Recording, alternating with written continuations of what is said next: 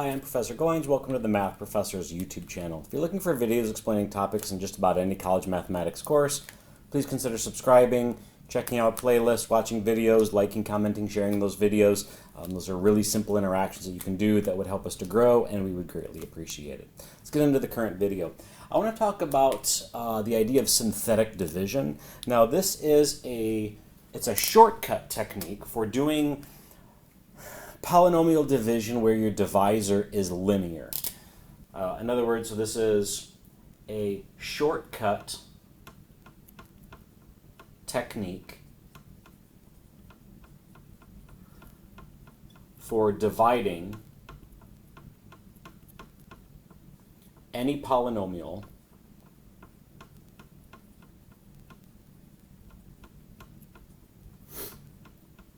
by a linear polynomial.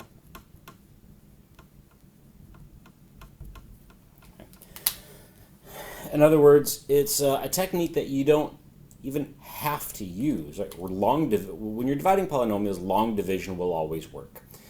But depending on what I'm dividing into, synthetic division is a nice shortcut. So let's go ahead and let's see how this works. For example, let's divide x to the third plus 4x squared minus 5x plus 3 by the linear polynomial. Of course, linear means first degree, by x plus 2. Okay. Let's go ahead and see how this is set up and then how the procedure works. Here's the format for this. Before I put numbers in, what I'm going to do is I draw essentially a half box that when I'm explaining it in the classroom, I go back and forth between calling it a half box or a box, so bear with me. If I say one or the other, that's what I mean. Why isn't it a full box? I don't know. We could just make it up and just make it a full box, but this is traditionally the shape that they use. All right, then I'm going to write some stuff here. I'm going to write some stuff here. So what I'll do is I'm going to leave essentially 2 lines for numbers, and then I'm going to draw a long line here. The length of this line is dependent on the other things we write, as we'll see. Okay, so once I have that, that's sort of the blank template. Now what I do is I take my divisor, what I'm dividing into, and I have to have it written in the order of descending powers of x, or at least I have to identify the descending powers of x, and then I identify their coefficients. The coefficients in this case would be 1, 4, -5, and 3. So what I do is on this very first line next to this box, see I said box and sometimes I'll say half box. What I'll do is I'll list those coefficients, again, in order of the descending powers of x. Therefore I write 1, 4, -5, and 3. Now what I do for the number inside this box here is I'm going to enter the 0 of the divisor. So x plus 2, the 0 of that would be -2. Said differently, if this was, say, the equation of a line, where would the x-intercept be? At -2. Therefore, I'll put -2 in this box here. Okay.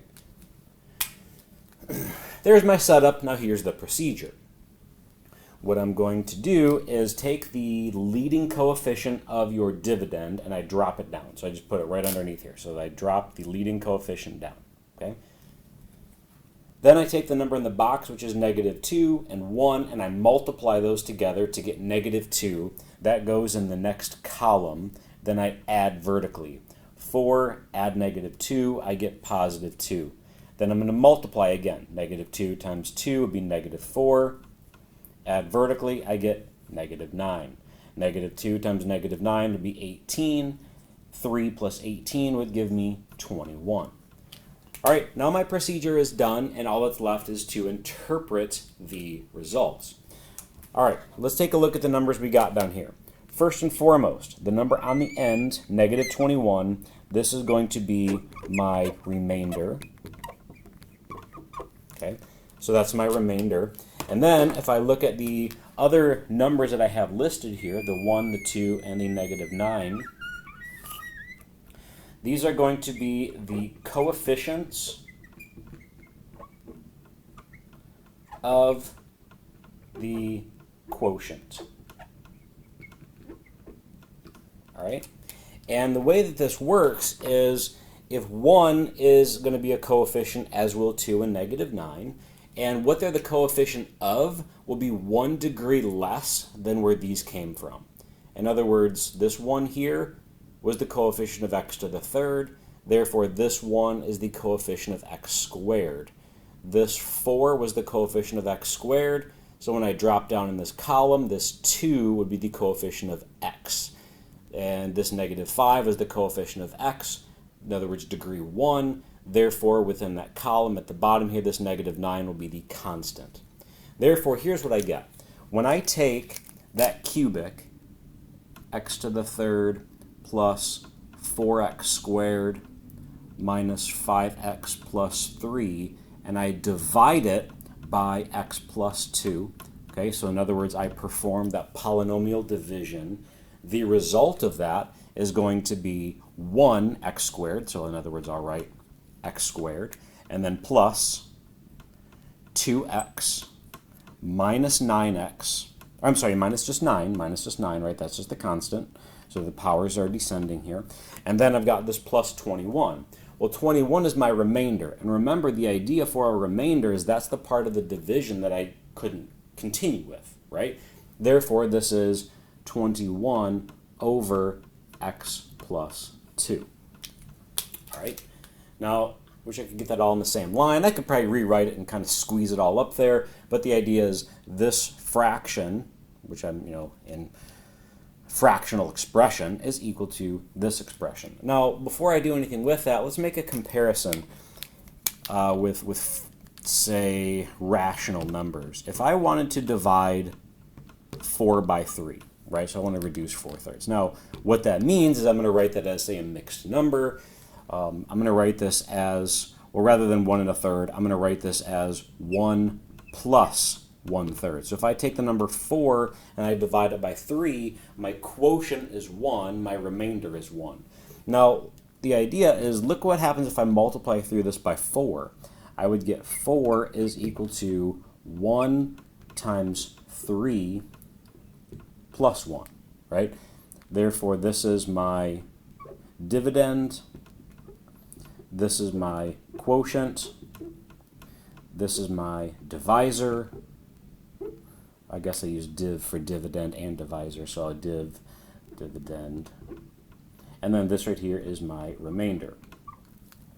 Well, really, with polynomial division, I get the exact same setup. If I go back up to this expression in green here, so this side of the equation is equal to this side, and let's multiply everything through by x plus 2. What that would give me, I'm kind of section this off here.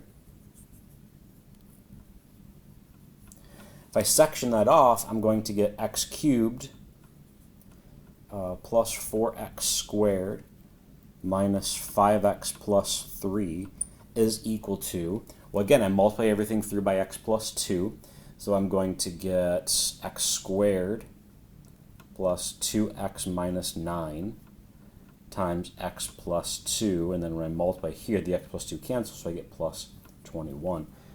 Well, it has the same structure as this expression right here with the numbers, right? I've got my dividend, what I'm dividing into. I've got my quotient. I've got my, oh, sorry, this was divisor.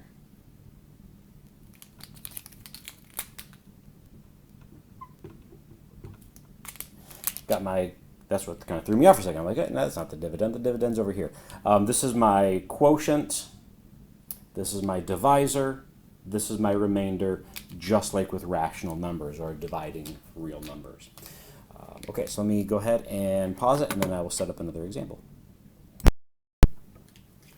Yeah, another example.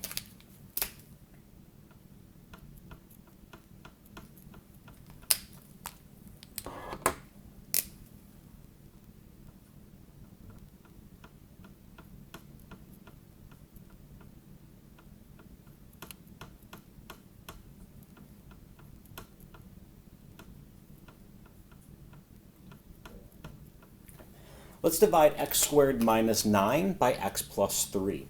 All right, so a couple of things that we will notice throughout this example. But let's go ahead and start setting it up. Inside my box here, I'm going to put the 0 of my divisor, which would be -3. And then I'm going to list the coefficients of the dividend, which would in this case would be 1, 0, since there's no x term, and then -9.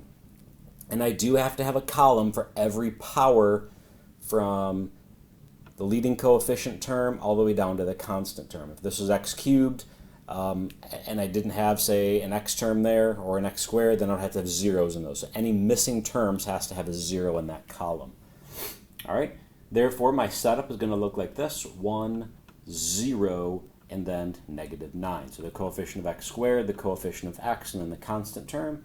And then I'll go ahead and write my my line down here. Of course, the length of this line just goes from this box all the way to however many coefficients I have here. I just kind of extend it all the way down.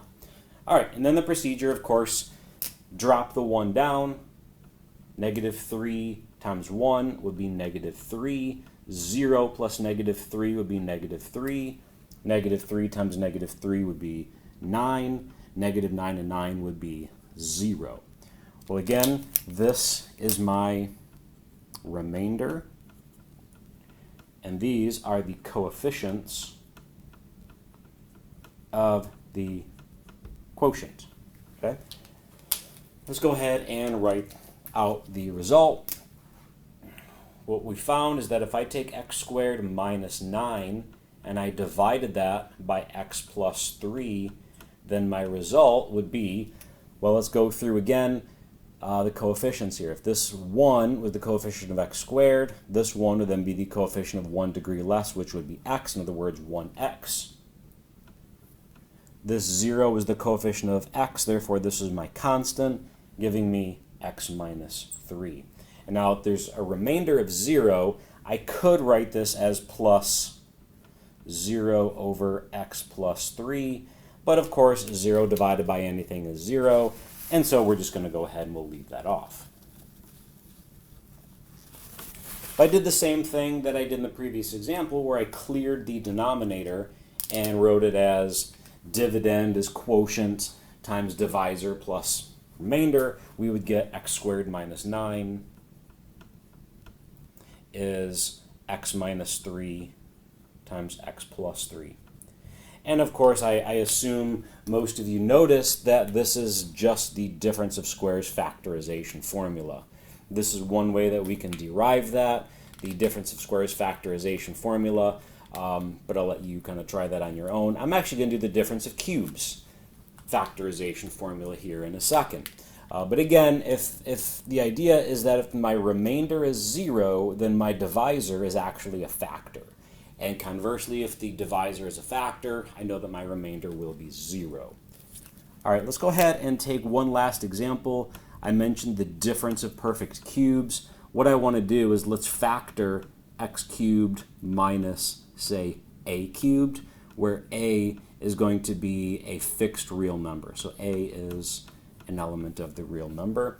And what I want to do is take x cubed minus a cubed and divide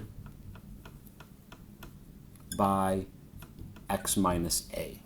Okay? Now, of course, what I'm doing in this example is I'm using a generic constant, in other words, the letter a, as opposed to, say, a number -3 over here, but the procedure is going to work out the same. And the end result is going to give me the difference of cubes factorization formula. So let's go ahead and set this up. The 0 of my divisor would be a. The coefficients of my dividend would be 1 for the x to the third term, 0 for the x squared, 0 for the x, and then negative a to the third for my constant. All right, and then I'll draw my long line. Let's go ahead and run through the procedure. Drop the 1 down. A times 1 is a. 0 plus a is a. A times a would be a squared. 0 plus a squared is a squared. A times a squared would be a cubed.